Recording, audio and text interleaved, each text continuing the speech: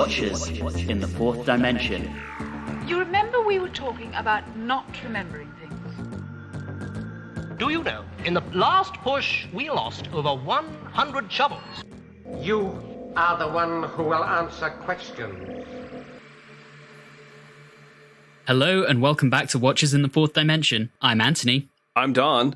I'm Julie. And I'm Reilly. And you know, not many women take an interest in the problems of supply. This episode, we begin our discussion of the final story of the 1960s, the final story of the black and white era, and the final Patrick Troughton story. It's a big one. It's the War Games. Before we move further, a quick disclaimer. This story is so long that we're breaking it up into 2 podcast episodes. Our behind-the-scenes information will be covered in this episode, along with the first half of the story. Next episode, we will cover the second half of the story and then rate it as a whole. And both halves will have their own short summary. So with that, on to our behind-the-scenes information. We trace the roots of this story back to the summer of 1968, a good 10-ish months before the first part was broadcast. Plans were already afoot for the end of Season 6, and it was planned that the penultimate story of the season would be Mervyn Haseman and Henry Lincoln's The Laird of McCrimmon. If you've listened to our episode on the Dominators, you will know that the relationship between the 2 writers and the production team broke down over the merchandise rights to the Quarks of all things. This meant that the proposed story was very quickly withdrawn. Obviously, a replacement story was needed, and Malcolm Hulke, who had been one of the co-writers on The Faceless Ones, was drafted in to write a replacement, tentatively entitled The Replacements. After The Replacements, the season was planned to end with an unnamed 4-part story to be penned by the then script editor Derek Sherwin. By late summer, Patrick Troughton had decided that he would be leaving the show at the end of the 6th season. Fraser Hines, who had also already decided to leave earlier in the season, would actually be persuaded to stay until the end with Troughton. Sherwin and then producer Peter Bryant had hoped that Wendy Padbury could be persuaded to stay on as Zoe into Season 7, which would see a huge revamp for the show as it made the transition to colour. However, in early 1969, she decided to leave the show with Troughton and Hines, meaning that Season 7 would have an entirely new cast. Back on the scripting front, Bryant and Sherwin did not like Hulke's work on The Impersonators. Oh, it was called The Impersonators, not The Replacements. And Sherwin's own story was also running into problems. With time running out, the unusual decision was made to merge the 2 slots into one 10-part story, which would be the longest since Season 3's The Daleks Master Plan. Hulke was asked to collaborate with script editor Terence Dixon on the story, and as they were already good friends, they got along famously. With Dix being given special permission to write the story, this meant that no script editor would be credited on screen. Now, with 3 months until production, Dix and Hulke had to work extremely quickly. They took the unusual steps of writing the serial in 2 5-part blocks, providing them with milestones in the writing process. As they were concerned over the running time, they added in a number of narrative devices to keep the story fresh and interesting. Different time zones, and a revolving cast, for example. The duo also worked closely with the assigned director David Maloney, previously seen directing The Crotons, who made some of his own suggestions, such as the hypnotism being represented by the officers donning their spectacles when they were originally, as scripted, going to speak in an alien voice, whatever that means. By the time production began, Peter Bryant had stepped away from the show, and Derek Sherwin officially took on the mantle of producer. With such a long serial under his auspices, the decision was made to double the length of pre-filming, which ate into the recording time for the previous serial, The Space Pirates. Like many other stories of the time, this one featured both studio work and location work. Notably, No Man's Land was represented by the Sheepcote Valley rubbish tip in Brighton, which eagle-eyed viewers would have recognised since the location served as the exact same purpose in Richard Attenborough's film production of Oh What a Lovely War, which had just been released to theatres. Providing incidental music, we once again have the return of Dudley Simpson to the show, providing music, I think, for the 11th time. As designer, we have the sole contribution of Roger Cheverly, who had previously worked on Softly Softly and Hadley, and he would later become a director working on Emmerdale Farm, which Fraser Hines was on for a very long time, Coronation Street, Supergran, and She-Wolf of London. As costumer, we once again have the return of Nicholas Bulin, making his last contribution to the show. It was during recording that Bryant and Sherwin started the process of casting the new Doctor. First choice was Ron Moody, who had recently played the role of Fagin in the film version of the musical Oliver. He turned down the part, a move that he would later admit to regretting. Also under consideration were John Le Muselier, who played a regular role in Dad's Army, and Stratford Johns, who was a regular in the one and only Z-Cars and its spin-off, Softly Softly Task Force. The role eventually went to John Pertwee, whose name had been submitted by his agent, and surprisingly, his was actually the very next name on Peter Bryant's list. The casting was announced to the press on June the 17th, 1969, along with the announcement that the next season would not begin until January 1970. 4 days after this was announced, final episode of the War Games was broadcast, bringing the Patrick Troughton era to an end. The short summary is with me this episode. Jesus Christ, I'm fed up of talking, guys.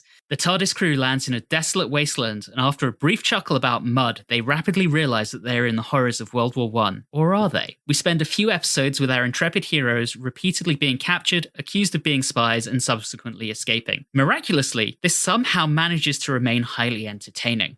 They eventually discover that there are multiple time zones covering multiple wars with a ragtag bunch of resistance fighters to help them save the day. Hints about the Doctor's origins abound, and we get a suave villain with facial hair who is absolutely not the Master showing up, along with a gullible and totally oblivious chief scientist, and a security chief who inexplicably seems to have decided to talk like a Dalek. We end the first half of the story with all of our heroes finding their way to the alien HQ, with Jamie apparently being gunned down in an ambush at the end. How will Julie possibly cope? Until next time. It's the weirdest episode of Blackadder Goes Forth ever. I did think about drawing that parallel. I was singing that the entire time of the first episode. What if we just switched out the characters with the Blackadder Goes Forth characters for the World War I? How wonderful that would have been. There would be a lot of one-to-one replacements. Yeah. We definitely have Carstairs as Hugh Laurie, Smythe as Melchett by Stephen Fry, Ramsey as... Ransom as Darling would be Darling. Yeah. Unfortunately, we don't have a Lord Flashheart. No. I wanted him to show up at any time they were in trouble. Also, I have somehow managed to derail the conversation immediately. This is a new record for me. And I have nothing to add. Because I have not seen Blackadder. We begin with them apparently standing at the door to the TARDIS while it's materializing and pretty much just falling out. Oh. Yes. And they're laughing their asses off. Yeah. Don't know what they're laughing about, but they are. But even before that, I just want to talk about the new opening credits. Epilepsy warning. That, but I like that it was something different. It was very much, this is what we're getting into. If you didn't know from the title by itself, there's a war coming. Yes. Yeah.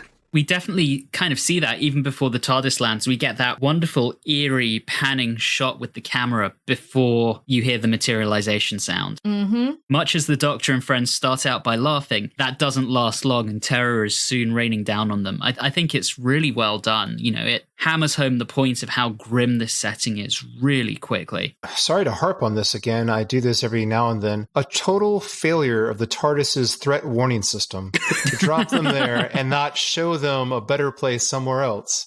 Yeah, I find it interesting that the TARDIS makes this decision because we know that the TARDIS has a mind of its own.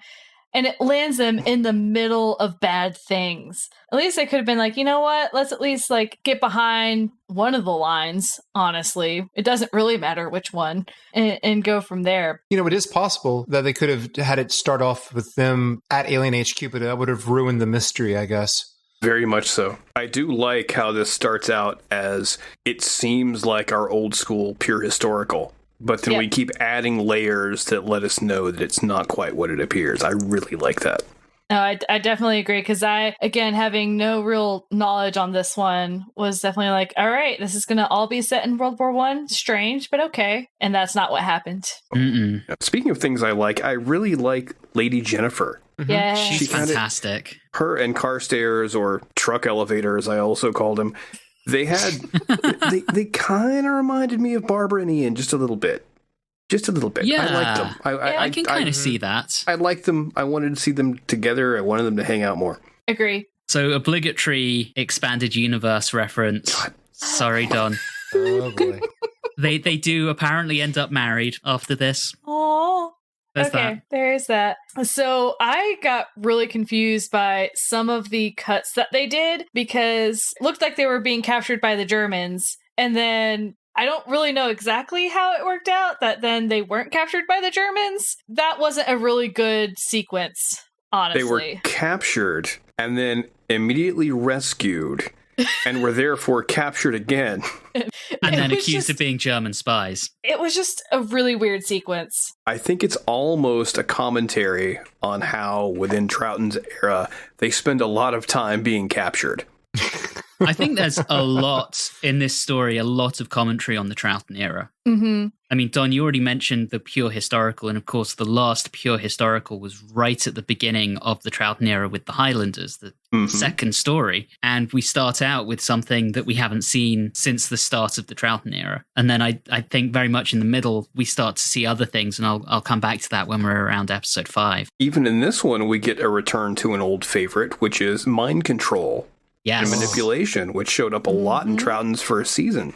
Yes. We see that once we meet a character who I think in any other serial would have been really the big bad, General Smythe. And he's just a pawn in a bigger game. Yeah. Another thing that I have a commentary on, it's not like a theme, but the music was much more stable, I'll call it, in this go around because it all fit very well, and I really liked it in certain places. It didn't have as many like really weird circus music like we've had in the past. So I'm like, all right, there we go. This is more of what I'm expecting. I thought the musical cue was used a bit too often, or at least that specific one. I wish it had a little bit more variety to it. But after a while, I remember, I think maybe in episode 4 or 3, the Doctor enters Smythe's office. There's no suspense there, and they just play the cue. I'm like, there's no reason to play this cue. It's just they were afraid because there was, I guess, a minute where there was no dialogue. I think the cue could have been varied a bit. Thinking about what Julie was saying, there's nothing weird in the music. I think that's generally a sign of how seriously this story is taking the First World War. For us Brits, we think of World War I as being more horrifying than World War II. World War II was a just war. We were going off to fight the Nazis and to save Europe, whereas World War I was basically triggered by a bunch of alliances and forcing an entire generation into the trenches to fight a futile war. From watching a lot of British media, I've always noticed such a focus on World War I over World War II, and I was kind of confused by that because from my limited knowledge about it, I would assume that World War II, because it's more recent, and because of the battle over Britain, the bombings, that it would be a little bit more in the British psyche than World War I. But World War I seems to be more of the focus. Well, World War I wiped out basically 50% of a generation of young men. Well, there you go. And then immediately afterwards, we had the Spanish flu, which wiped out basically another 20% of that same generation. The death toll for World War I was horrific. You know, if you go to France and Belgium today, you can go and tour the trenches and get an idea of how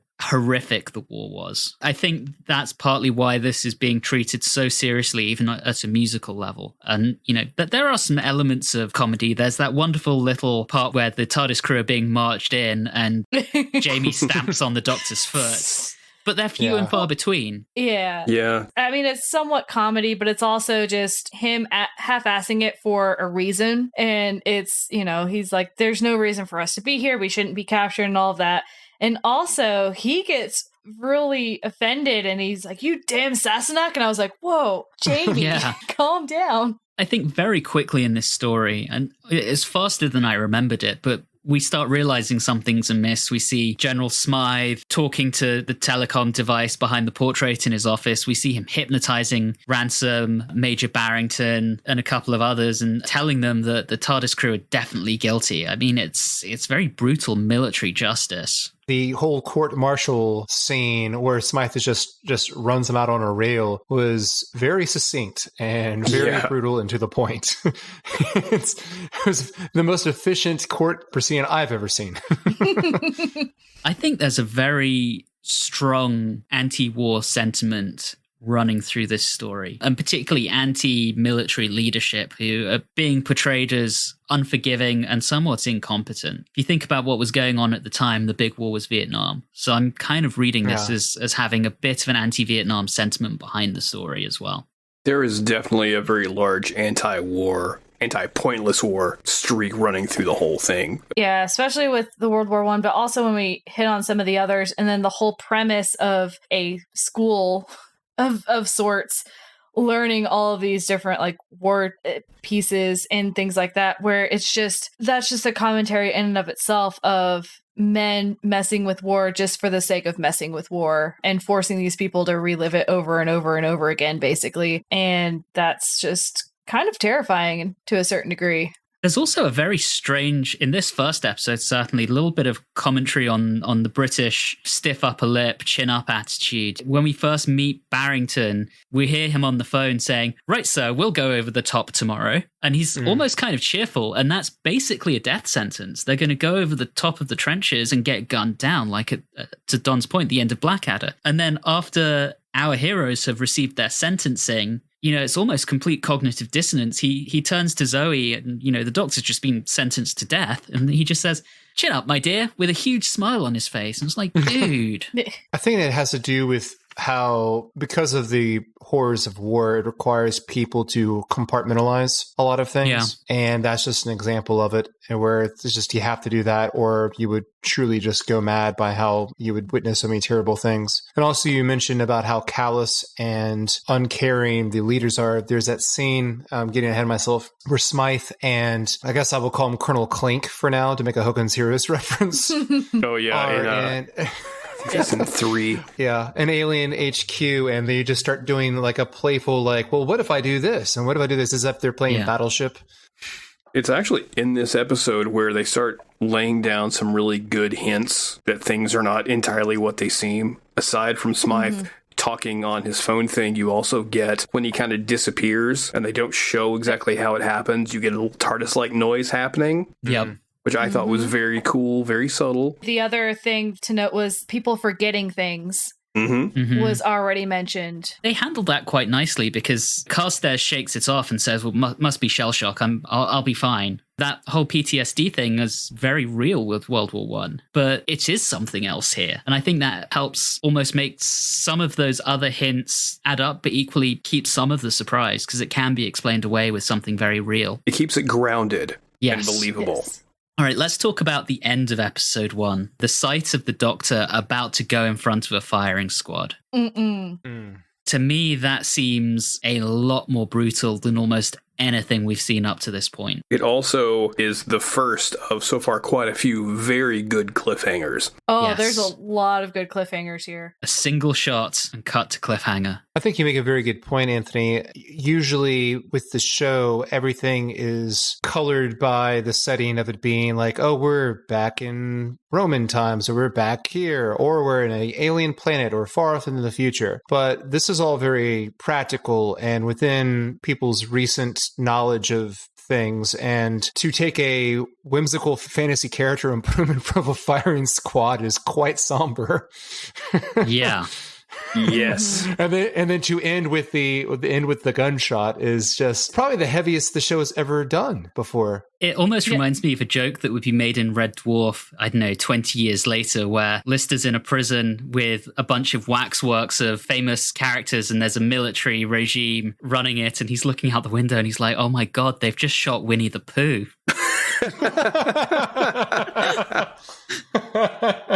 Oh dear. So anyway, episode 2. General Smythe, if you don't want people to barge into your room, lock the door. Okay? Just lock the door. Very true. Also, this was the first hint of the resistance, because one of the comments that I had was like, who in the world is helping them? The shot from the cliffhanger was not from someone that we knew. So I was sitting there, I was like, is it one person? I thought that they had one ally, and then come to find out, oh no, it's actually probably someone from the resistance who helped them out. Really good point. I just assumed it was a German attack, but I don't think it's ever... No, because it seemed like a sniper who was just like... It was a sniper, but I think you might be right. I just assumed it was a German sniper and went on, but in retrospect, that's a really good observation. Yeah. I thought he had one of those little spike helmets, but that doesn't necessarily mean he wasn't resistance. I don't care whether that's what was intended or not. Julie, headcanon accepted. It makes more narrative sense because if it was a German, he would have had no qualm of shooting him as well. So I just assumed that it was probably someone from the Resistance who didn't want the military killing people. I like it. After that, we get 2 scenes in very quick succession that really hammer home not is all as it seems. We get, as Don alluded to, General Smythe leaving for his conference and the TARDIS-like noise. And we get the Redcoat being put in the same cell as Jamie. That Redcoat, excellent cameo by Terry Jones there. It was fantastic.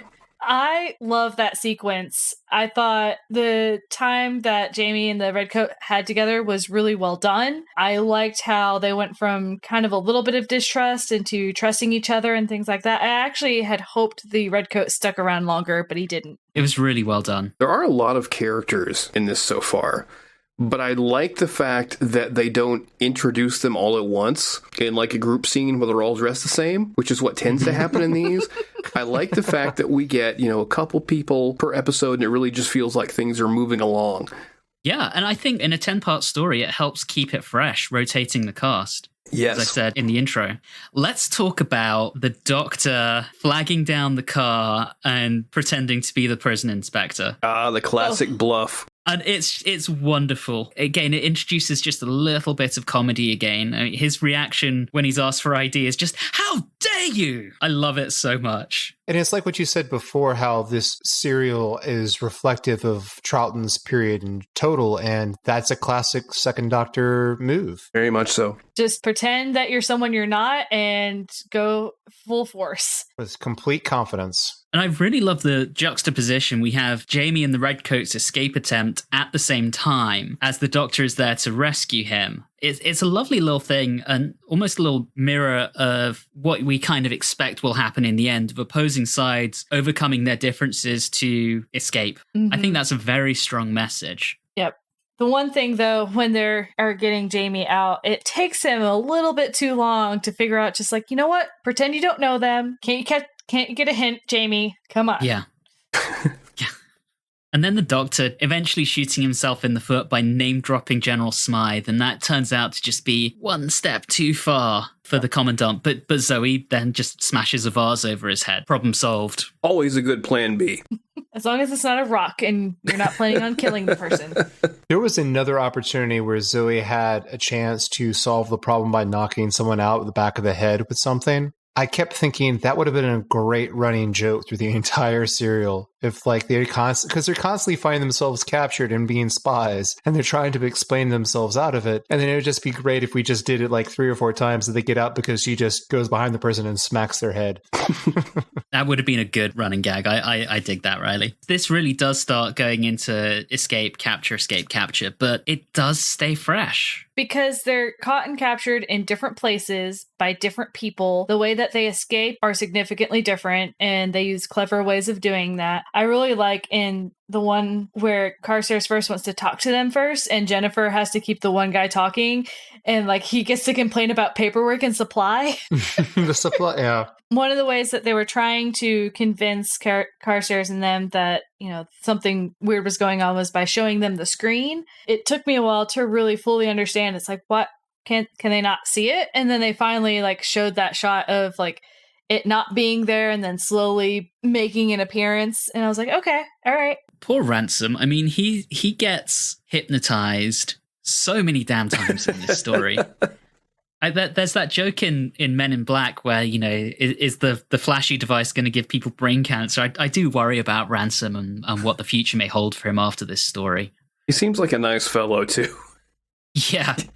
We end with them escaping again, this time with Lady Jennifer and Carstairs, and they drive through some sort of mist and end up being charged by Romans. This was probably the weakest of the cliffhangers, in that it really cut really oddly and didn't cut with music very well. So I just thought, I liked the end with the Romans chasing after them, but I think they could have just timed it a little bit better. Maybe if it was done without it being just delayed as much, if they just should have shown it very quickly and then not have it play out so long and just be a question of what the hell was that? Instead of oh, there's some Romans and they're 500 yards from them. I think it's also cut slightly weirdly just to try and hide the fact that it's only about 10 Romans. Yeah.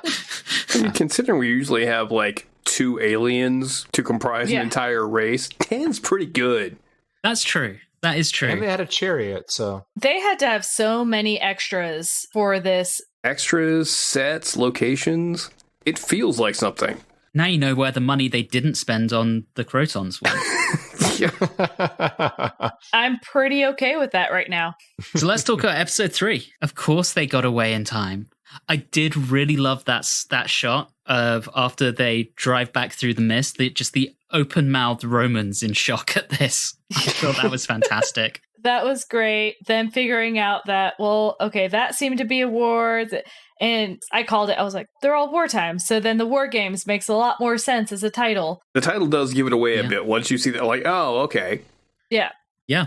So now begins our quest for the map. I love the quest for the map, and they go to the safe, and the doctor's like, I wonder if I can pick this lock. And Jamie's like, with a tuning fork?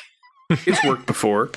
I just like that it's a callback to a previous serial, which we're doing a lot in this serial, so it's fun. Yeah. I like the practicality of it, just breaking the candlestick in order to lengthen the fuse. Which is a smart, simple plan that works and is logical. Mm-hmm. The doctor playing MacGyver, like Basically. our MacGyver from the Seeds of Death, it's fine.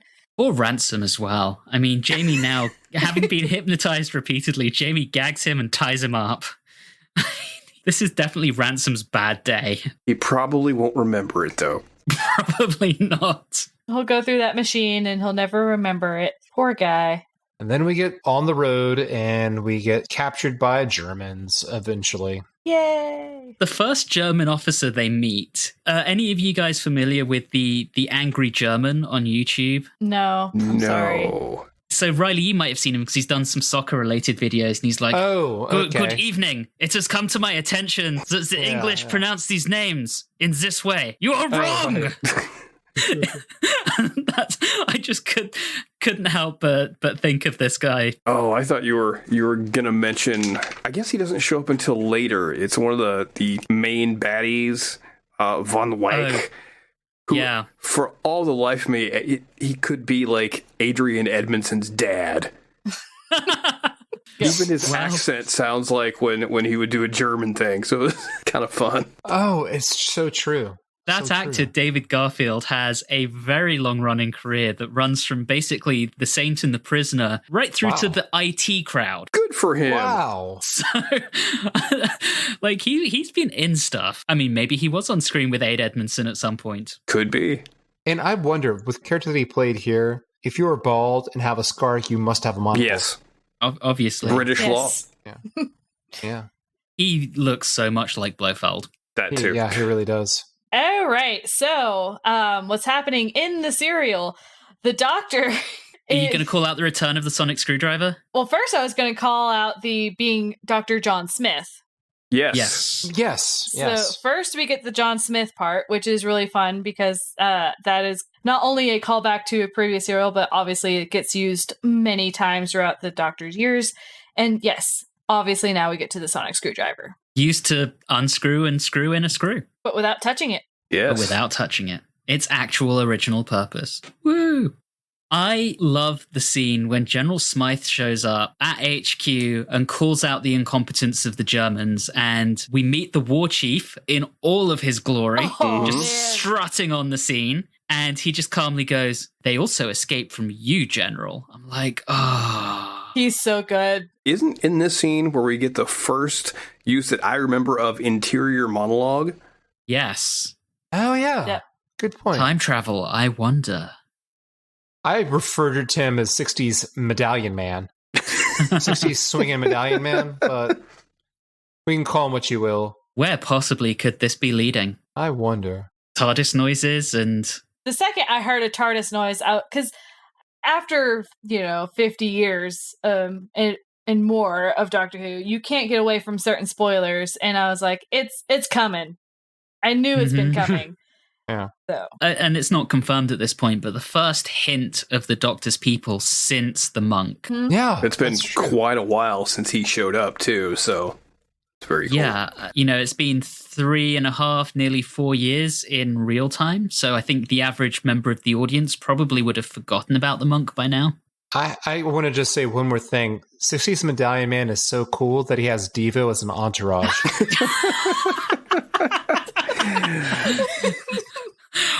Oh, that is a good call. Thank you for calling those outfits out because, oh boy. There's some interesting costume choices here, which I'm glad for, because I think it just makes Dragon Con that much easier.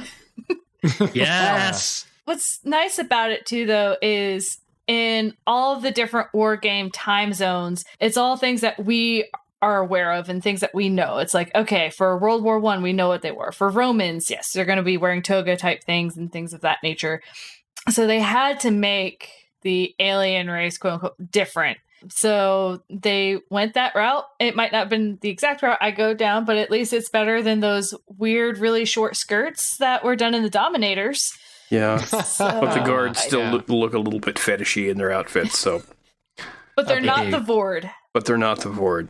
And I know we were about to leave the HQ with the war chief, but there's one thing that kind of stuck in my craw a little bit before we head back out to the German camp.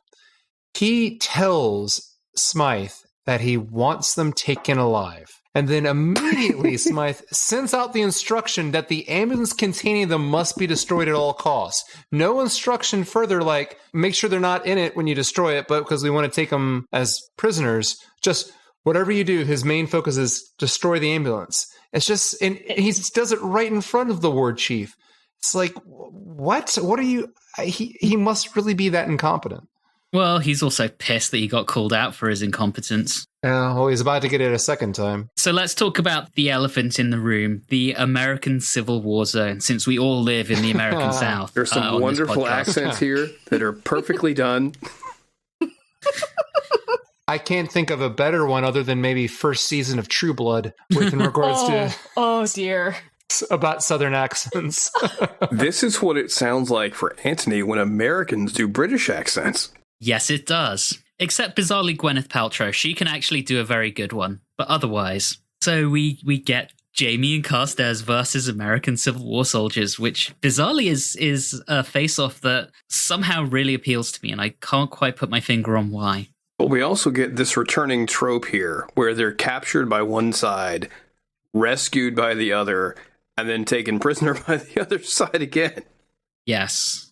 That does take me very briefly back to the German piece. One thing that I think is done really, really well is when von Wyk hypnotizes the more junior officer. It all happens in German without subtitles, but we don't need to be told what's being said because we've seen it all before. Yep. And I thought that was just such a smart narrative device. Absolutely. I really enjoyed that. And I thought that their ability to speak German was good. Yeah. It didn't seem stifled at all. Everything I've seen him in, David Garfield, who played von Wyk, always plays it with a German accent. I would think he's probably spent some time in Germany. So back to the American Civil War, what I found interesting was I think they must have been, I don't really know where they were located because it just seems so odd that the Yanks, I'll say, were so keen on them being bad guys from the very get-go. And then they leaned into that Southern hospitality thing by them being oh no, ma'am. And I was just in the middle of a war zone, I don't think the South would have been that hospitable, honestly. Probably not, but this is Britain in 1960, so let's just rely on stereotypes. Yeah, they don't understand that the bless your heart is one of the worst things you can say to somebody. Yes. I'm kind of disappointed that we didn't get stuff that was more stereotyped. No one started off a sentence with, I do declare. I do declare. But someone did say that someone doesn't take kindly. That's true. Very important. But you know what, Curry? That's almost that's kind of a old Westy kind of thing too. I know that we've already hinted on it, but David Garfield was the actor's name, correct, for Van Wyck? Yeah. Who then also plays the Confederate as well. Yeah. The accent work. It's the same accent alien. work on that. The accent work as a Southerner is truly something to behold. It's quite amazing. It's really quite enjoyable to listen to because it's just so damn funny. I mean, he's clearly hypnotized them all to believe that that's a good accent. Yes. That's true. Before we get too far into episode 4, we have basically the confirmation. Zoe's realization that the capsule must be bigger on the inside. The hints really are coming fast and hard at this point. There's that, and then Carstairs gets captured, and they talk about reprocessing. All right, on to episode 4 in that case. Yeah, because that's what the cliffhanger is. They get separated because they go into one of the TARDIS-like machines. I don't know if it's ever mentioned on screen, but the script called them Sid Rats, so TARDIS backwards. It's not yet in this. Yeah, I can't remember whether it is in the second half or not. Is it just me, but with these cliffhangers, in this particular serial, it feels a lot more dramatic, and is that because we all have the knowledge that this is the end? Yes and no. I still think that for episode 1 and episode 3, I think they're really good cliffhangers. 2 is not really that great of a cliffhanger to me. But I think even without us knowing it's the end, I still think that they're really well done. So I don't want to say that, it's just us projecting. Now, when we get to episode 5, yes, that is 100% me projecting. But we'll get there. But yes, I think these are they're well done. You also have that weight of knowing that this era is coming to an end, and you don't necessarily know when that might be unless you've seen it before or have spoilers for these characters. Mm-hmm. So it does inform that viewing experience. Plus, it's just, there's a kind of a heaviness, a tension to it because of the war setting. Agreed. Moving on, we get some awesome goggles. We do. So I want to talk about the chief scientist. I love the chief scientist. Dear. He's played by a gentleman called Vernon Dobchev, who apparently has had over 300 screen credits, has been in virtually everything, ranging from some of our favorites like The Avengers through to Nicholas and Alexandra, The Spy Who Loved Me, Indiana Jones and The Last Crusade. Still acting today, and apparently was very well known in Hollywood as someone who was somehow at every single premiere. Like every single big film premiere. But was he in Harry Potter? He was not. Okay. But was he in Z-Cars? I don't know off the top of my head. It's not one I noted, and I normally note that if... we would like to apologize for our research department for failing you once again, listener. All right. He will be flogged. Anthony, you can wax poetic on him, I suppose. I liked him. I thought he was a really good character. He played really well off of the Doctor. Like, him and Troughton did that very, very well. This episode is where we start getting the curveball with the Resistance. We get the mysterious stranger rescuing Jamie and Lady J. Yes. Mm-hmm. Love him. He's resistant to hypnotism.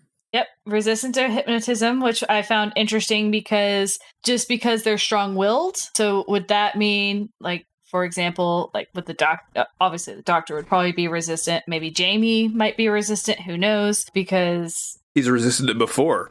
Yeah. In the Macroterror. Yes, he did. Resistant resistance. Moving on. I knew that was terrible as soon as I said it and was like, that might have been a mistake. But yeah, we get our Resistance guy. I liked him a lot. Would have liked to have seen more of him.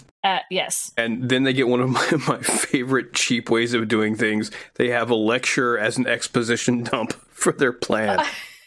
Yes. I mean, again, the way that I look at what's happening is that it's like a school of sorts, and they're learning. I don't know exactly all the things that they're learning because that was just talking about the reprocessing. Mm-hmm. But I would assume that they also have something about battle techniques and different strategies and, tactics and things like that is my assumption, since it's the war games and they have a whole bunch of different wars going on.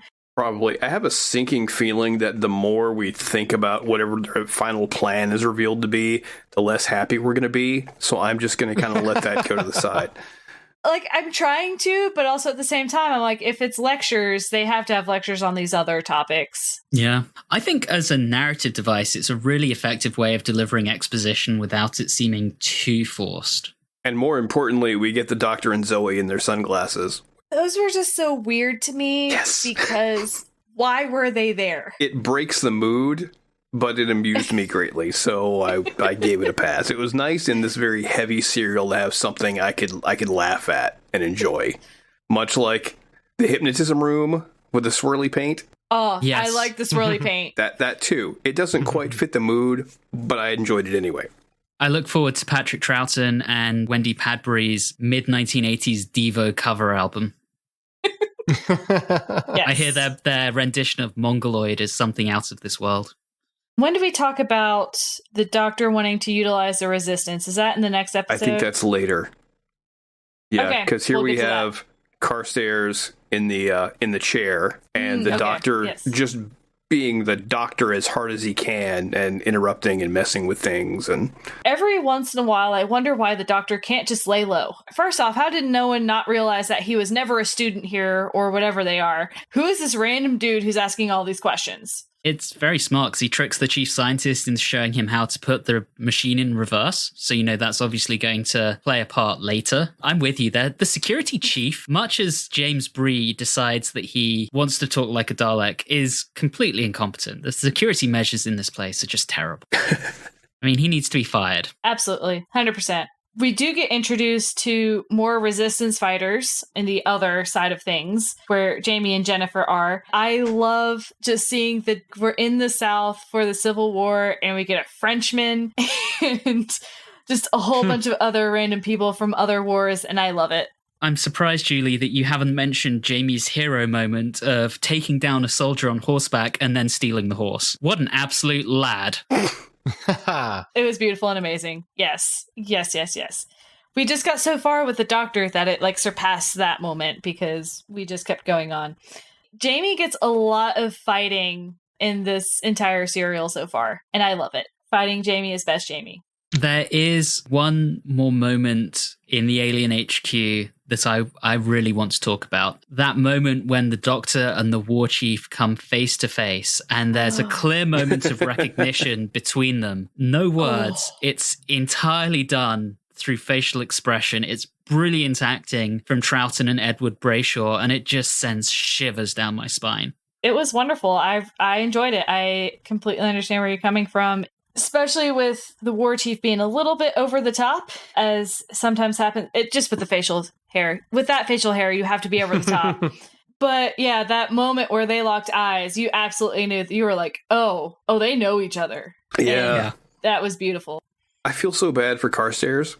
We've only had not a lot of time with him, but I really like him. Seeing him being controlled like that and nearly shooting Zoe. Ugh. Carstairs' brain has got to be Swiss cheese by now. Not nearly as much as Ransom. Yeah, I mean, Ransom, but see, with Carstairs, he had the heavy-duty machine in Alien HQ that fried his brain. Again, this leads into the cliffhanger of him holding the gun to Zoe. Again, with our knowledge and things of that nature of what's going on, you really don't know that Zoe's going to make it out of there. Once we get into episode 5, it's even more apparent as to something might happen because, he actually pulls the trigger. Yeah. Yeah. So episode 5 then. Chief Scientist arriving just in time. Ish. Yeah, that was the only thing that saved her. Yeah. Well, he could have gone for her with his hands if, to try and strangle her or something if the Chief Scientist hadn't shown up. Fair enough. But it seems like a lot of our main characters are being shot. That's true.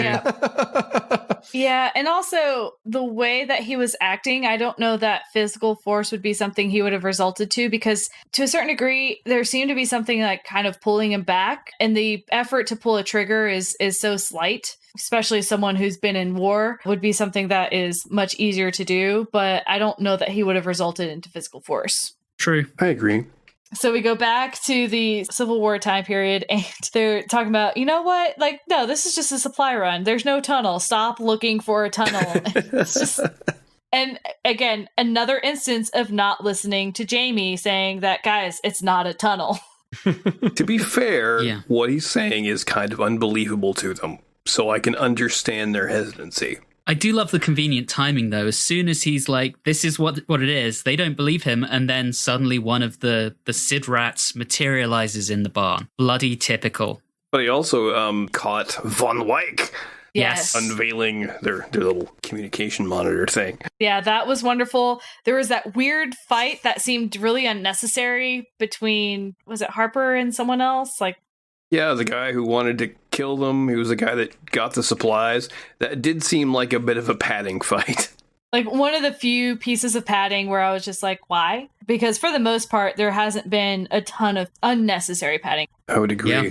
And then we get quite possibly the best helmet we've seen in Doctor Who. It reminds me of the helmet from Jumanji, though.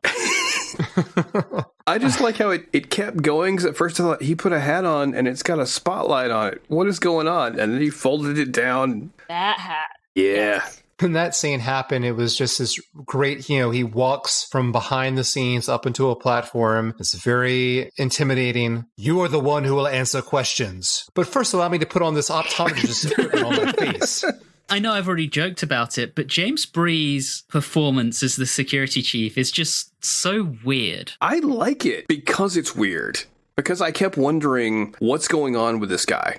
Because he lied to the war chief about what Zoe told him. Yes. He doesn't trust the war chief. And I kept wondering, what is this guy's deal? What is he doing? I think it finally got to a point where really realizing the war chief is separate from these other individuals. And I think it's closer to the end of the episode, but they talk about how he was a traitor to his own people. Mm-hmm. So it's very interesting to kind of see him lie to him like that, because until you really realize that he's not one of them, because it's not obvious by appearance, that if he's the war chief, you should be listening to him, shouldn't you? Oh, he's not one of you, so that's why you don't. I think it's his choice in jewelry that makes him a traitor to his people, but I'm sure Big Finish will follow up on that later at some point. Talking about what's going on in HQ, there's an interesting comment about the resistance movement and how they're operating in most zones, and now there's a group of them in the headquarters. We started the story with something that seemed like it was going to be a historical. We've had lots of different nods to the tropes of the era. This is Base Under Siege in reverse. I was wondering if you were going to mention that. The connection I made was actually even to a previous Doctor, is really that if they're trying to organize a resistance, they need Vicky. Yeah. Come and do the revolution thing. Yes. But yeah, no, it is. I guess it is a reverse Base Under Siege. I didn't really think about that. There are also a couple of interesting moments with the Doctor. Can someone remind me, have we seen him pulling smelling salts out before? I seem to think we have, but I can't remember when. It sounds familiar, but I can't remember exactly when. Because he pulls them out here to revive Zoe. Also, one thing I noticed was he refers to World War I as the 1914 to 1918 war. I was trying to figure out why, and then I realized it was in front of Carstairs. I'm kind of thinking, is he trying to avoid spoilers? Yeah. World War I, implying that there's more than one. Yeah. That's probably very important. I think it's partially that. I think it's partially the Doctor being not just from Earth. That could be a reference of there could be world wars from other places. I'm surprised he didn't go with Great War, because that's generally how it's been identified.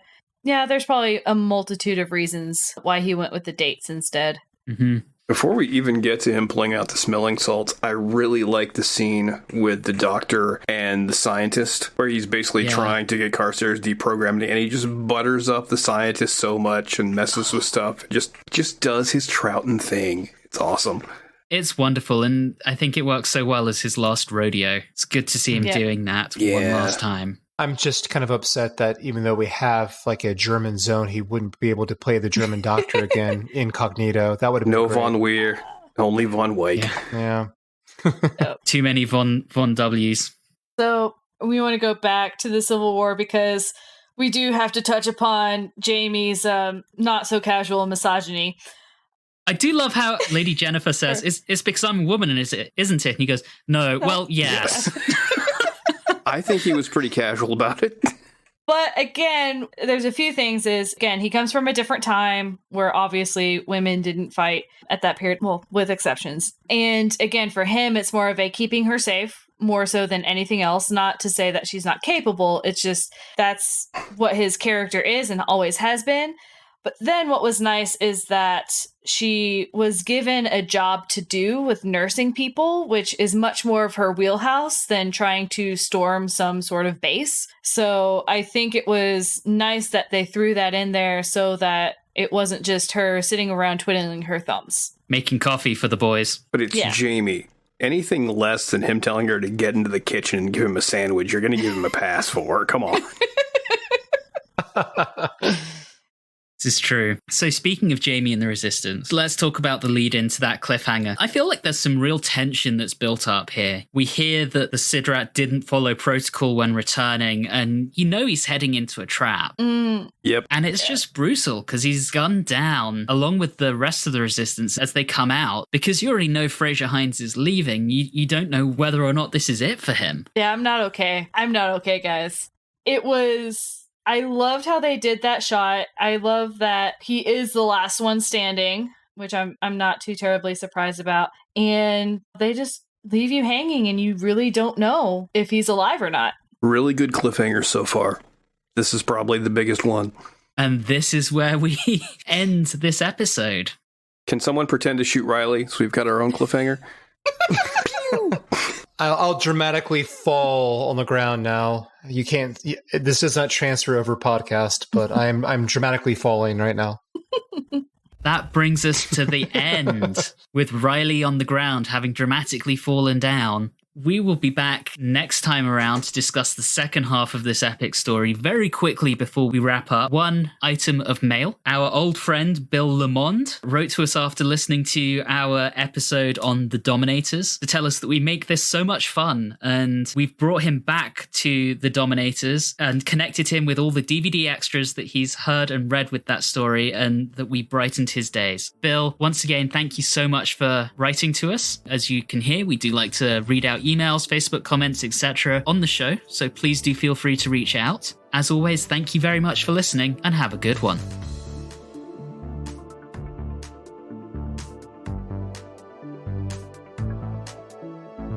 You have been listening to Watchers in the Fourth Dimension with Don Smith, Reilly Schreck, Julie Philippek, and myself, Anthony Williams. This episode, They Shot Winnie the Pooh, was recorded on Wednesday the 14th of April 2021. If this is your first time listening, all of our previous episodes are available on your favorite podcasting app. You can interact with us on Facebook, Instagram, and Twitter at Watchers4D. And you can also email us at watchers4d@gmail.com. If you're enjoying the show, please do subscribe and leave us a review or rating on your favorite podcasting app.